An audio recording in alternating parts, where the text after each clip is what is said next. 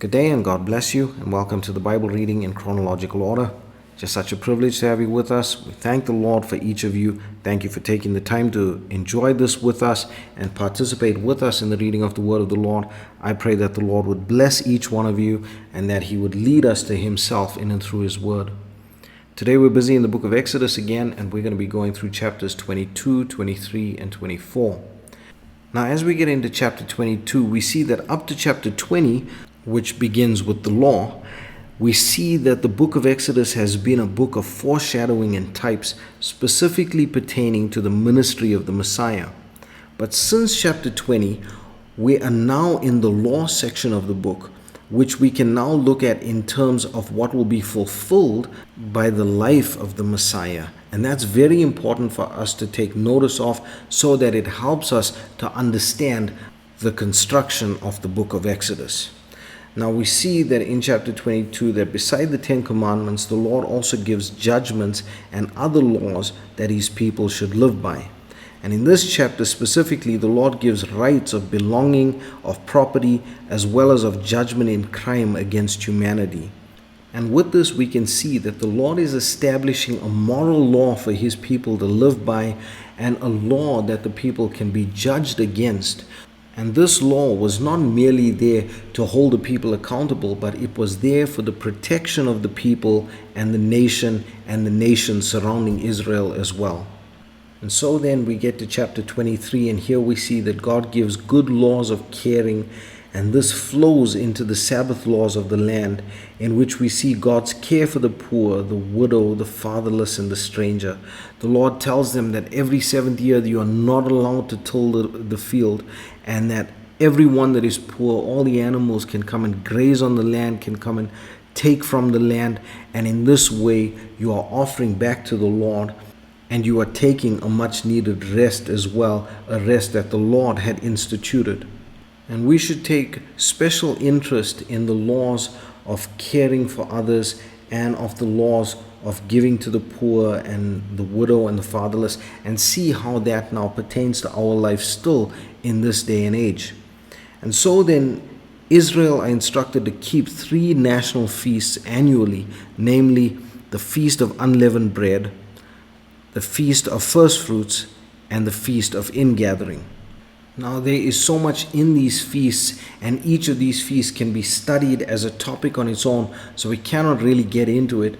But please take note of verse 18 of chapter 23, which speaks to the Lord's Supper, and it says, "Thou shalt not offer the blood of my sacrifice with leavened bread, neither shall the fat of my sacrifice remain until the morning." And so it is important that we realize that that leaven spoke about something that was impure, that was not right. And so then the leaven needed to be cleaned out of the house. And after that, when they came to the Passover, they had to have the Passover with unleavened bread. In fact, most of the feasts that we will see had to be partaken of with unleavened bread. And so then we see that the Lord gives a promise of His angel and the conquest of the promised land. And so then we get to chapter 24, and here we see the declaration of faith and commitment to the Lord by the children of Israel. And we see that as Moses comes down with the word of the Lord to the people, we see that the people answer in one accord, with one voice, and they say, "All the words which the Lord hath said will we do." Now this is a commitment that I wish that they had held on to, but so many times in our lives, and in my life specifically, we have this commitment toward the Lord. Everything that you say, Lord, we will do. But it is so quickly that we fall off and that we get distracted by the things of this world. And so then it is so important that once we make that commitment to the Lord, that we abide by it, that we with all our might lay our lives down before the Lord and ask Him to write His word on the tables of our heart and let His actions flow through us. Well, this is where we're going to leave it for today. I pray that the Lord would bless you and keep you. The Lord make His face to shine upon you. The Lord lift up His countenance upon you, and the Lord give you peace. God bless you as you enjoy the reading of the word today. Chapter 22. If a man shall steal an ox or a sheep, and kill it or sell it, he shall restore 5 oxen for an ox, and 4 sheep for a sheep. If a thief be found breaking up, and be smitten that he die, there shall no blood be shed for him. If the sun be risen upon him, there shall be blood shed for him, for he should make full restitution. If he have nothing, then he shall be sold for his theft. If the theft be certainly found in his hand alive, whether it be ox or ass or sheep, he shall restore double. If a man shall cause a field or vineyard to be eaten, and shall put in his beast, and shall feed in another man's field, of the best of his own field and of the best of his own vineyard shall he make restitution. If fire break out, and catch in thorns, so that the stacks of corn, or the standing corn, or the field be consumed therewith, he that kindled the fire shall surely make restitution. If a man shall deliver unto his neighbor money or stuff to keep, and it be stolen out of the man's house, if the thief be found, let him pay double. If the thief be not found, then the master of the house shall be brought unto the judges, to see whether he have put his hand unto his neighbor's goods. For all manner of trespass, whether it be for ox, for ass, for sheep, for raiment, or for any manner of lost thing which another challengeth to be his, the cause of both parties shall come before the judges, and whom the judges shall condemn, he shall pay double unto his neighbor.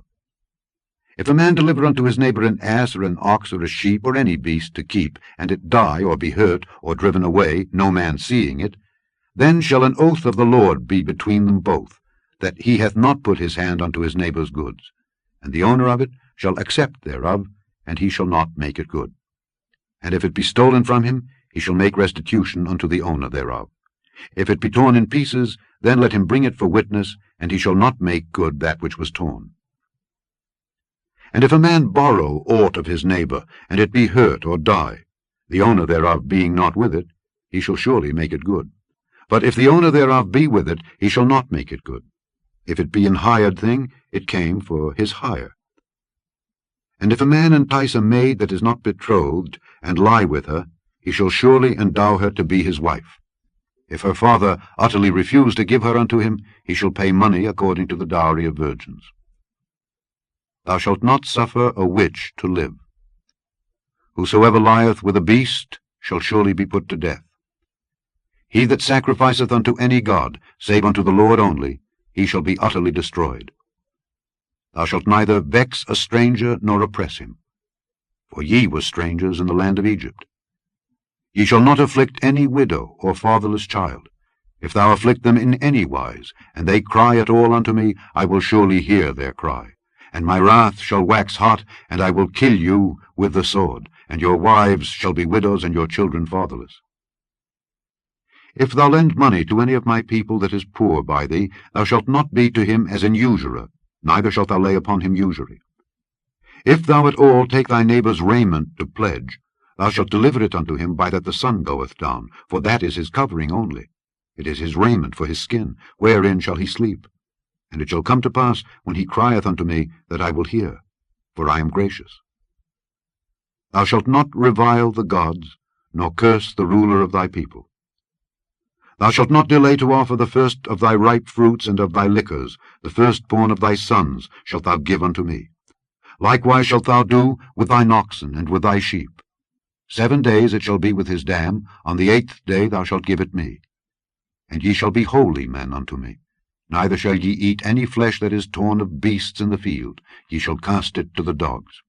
Chapter 23. Thou shalt not raise a false report. Put not thine hand with the wicked to be an unrighteous witness. Thou shalt not follow a multitude to do evil. Neither shalt thou speak in a cause to decline after many to wrest judgment. Neither shalt thou countenance a poor man in his cause. If thou meet thine enemy's ox or his ass going astray, thou shalt surely bring it back to him again. If thou see the ass of him that hateth thee lying under his burden, and wouldest forbear to help him, thou shalt surely help with him. Thou shalt not wrest the judgment of thy poor in his cause. Keep thee far from a false matter, and the innocent and righteous slay thou not, for I will not justify the wicked. And thou shalt take no gift, for the gift blindeth the wise, and perverteth the words of the righteous. Also thou shalt not oppress a stranger, for ye know the heart of a stranger, seeing ye were strangers in the land of Egypt. And 6 years thou shalt sow thy land, and shalt gather in the fruits thereof, but the 7th year thou shalt let it rest and lie still, that the poor of thy people may eat, and what they leave the beasts of the field shall eat. In like manner thou shalt deal with thy vineyard, and with thy olive yard. 6 days thou shalt do thy work, and on the 7th day thou shalt rest, that thine ox and thine ass may rest, and the son of thy handmaid and the stranger may be refreshed. And in all things that I have said unto you, be circumspect, and make no mention of the name of other gods, neither let it be heard out of thy mouth. 3 times thou shalt keep a feast unto me in the year. Thou shalt keep the feast of unleavened bread. Thou shalt eat unleavened bread 7 days, as I commanded thee, in the time appointed of the month Abib, for in it thou camest out from Egypt, and none shall appear before me empty. And the feast of harvest, the firstfruits of thy labors, which thou hast sown in the field. And the feast of ingathering, which is in the end of the year, when thou hast gathered in thy labors out of the field. 3 times in the year all thy males shall appear before the Lord God. Thou shalt not offer the blood of my sacrifice with leavened bread, neither shall the fat of my sacrifice remain until the morning. The first of the firstfruits of thy land thou shalt bring into the house of the Lord thy God. Thou shalt not seethe a kid in his mother's milk. Behold, I send an angel before thee, to keep thee in the way, and to bring thee into the place which I have prepared. Beware of him, and obey his voice. Provoke him not, for he will not pardon your transgressions, for my name is in him. But if thou shalt indeed obey his voice, and do all that I speak, then I will be an enemy unto thine enemies, and an adversary unto thine adversaries. For mine angel shall go before thee, and bring thee in unto the Amorites, and the Hittites, and the Perizzites, and the Canaanites, and the Hivites, and the Jebusites, and I will cut them off. Thou shalt not bow down to their gods, nor serve them, nor do after their works, but thou shalt utterly overthrow them, and quite break down their images. And ye shall serve the Lord your God, and he shall bless thy bread and thy water, and I will take sickness away from the midst of thee. There shall nothing cast their young, nor be barren in thy land. The number of thy days I will fulfill. I will send my fear before thee, and will destroy all the people to whom thou shalt come, and I will make all thine enemies turn their backs unto thee. And I will send hornets before thee, which shall drive out the Hivite, the Canaanite, and the Hittite from before thee. I will not drive them out from before thee in 1 year, lest the land become desolate, and the beast of the field multiply against thee. By little and little I will drive them out from before thee, until thou be increased, and inherit the land. And I will set thy bounds from the Red Sea even unto the sea of the Philistines, and from the desert unto the river. For I will deliver the inhabitants of the land into your hand, and thou shalt drive them out before thee. Thou shalt make no covenant with them, nor with their gods. They shall not dwell in thy land, lest they make thee sin against me. For if thou serve their gods, it will surely be a snare unto thee. Chapter 24. And he said unto Moses, Come up unto the Lord, thou and Aaron, Nadab, and Abihu, and 70 of the elders of Israel, and worship ye afar off.